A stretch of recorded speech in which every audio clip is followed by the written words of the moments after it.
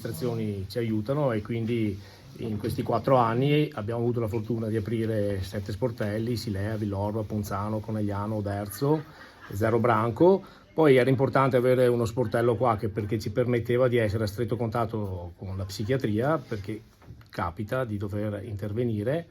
E in questi 4 anni, come dicevo prima, essendo noi una briciola, abbiamo però una misura abbastanza preoccupante, perché se dal 2021 ad oggi abbiamo avuto circa 400 utenti, con un aumento violento, dico violento, negli ultimi 2 mesi e mezzo qui, 160 ce li abbiamo in accoglienza, una cinquantina siamo riusciti a ridargli la seconda opportunità.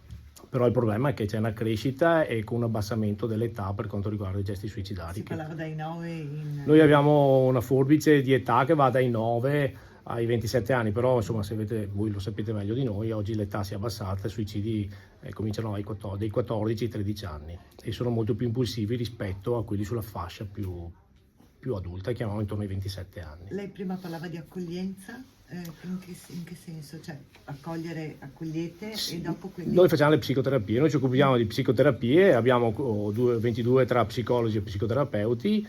Negli sportelli distribuiti per il territorio vengono accolti per le psicoterapie le persone. Abbiamo una segreteria che funziona H24.